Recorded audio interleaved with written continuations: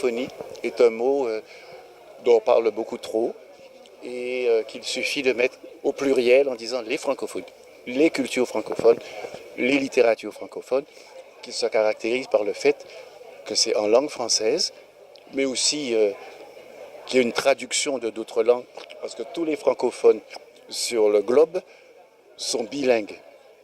Tous, sauf peut-être les Français. C'est pour ça qu'ils ont plus de problèmes parfois à comprendre les francophonies et ce que j'appelle la franco-polyphonie. Voilà, c'est ça la réalité pour moi. Et donc, il n'y a pas de... C'est pas une école littéraire, c'est pas un groupe politique. Je parle de la francophonie culturelle et littéraire et non pas des organisations politiques normales qui ont été faites pour rassembler des pays comme il y a l'ONU, l'UNESCO, l'Europe, etc. Voilà.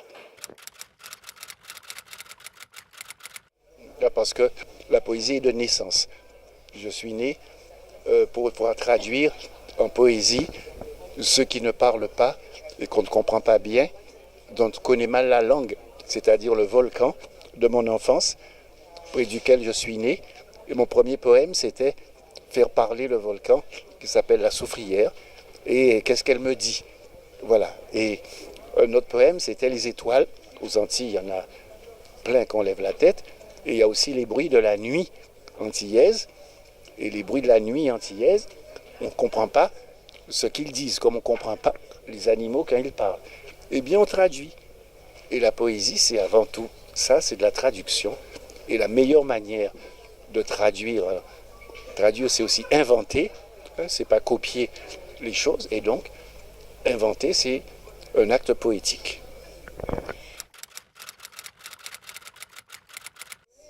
Non, c'est la première fois que je viens à Thessalonique. Et je suis très heureux d'être là. Bien sûr, hier, je disais à quelqu'un que j'ai une formule pour certains pays. Je reviens pour la première fois. Je reviens pour la première fois. Pourquoi? Parce qu'on connaît, avant de venir, la culture du pays, l'histoire. L'homme n'a pas besoin de se déplacer dans le désert pour connaître le désert, pour connaître la forêt, pour connaître la mer. On peut être en la montagne et on sait ce qu'est la mer. C'est la culture pour nous le dire. Les livres, les histoires, les films, les livres, la culture, les tableaux. Et donc c'est ça. Donc je reviens en Grèce pour la première fois.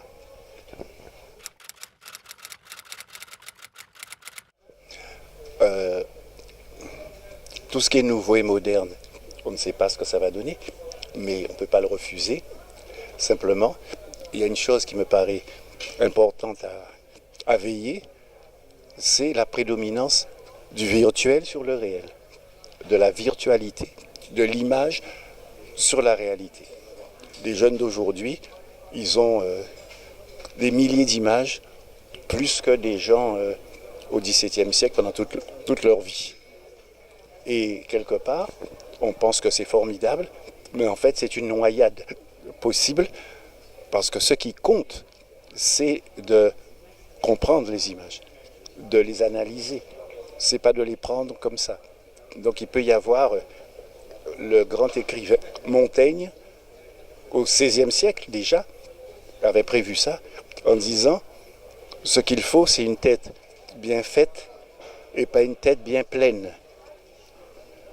Une tête bien faite, qui sait comprendre, réfléchir, et pas une tête bien pleine, où on remplit de choses. À son époque, les gens ne savaient pas grand-chose. Quand ils entraient en classe, jusqu'au XIXe siècle, l'école apprenait plus que la vie. Mais aujourd'hui, un jeune qui est à l'école, il sait 10 fois plus de choses en dehors de l'école que dans l'école. Donc l'enjeu et le défi, c'est comment faire des têtes bien faites avec des têtes absolument remplies.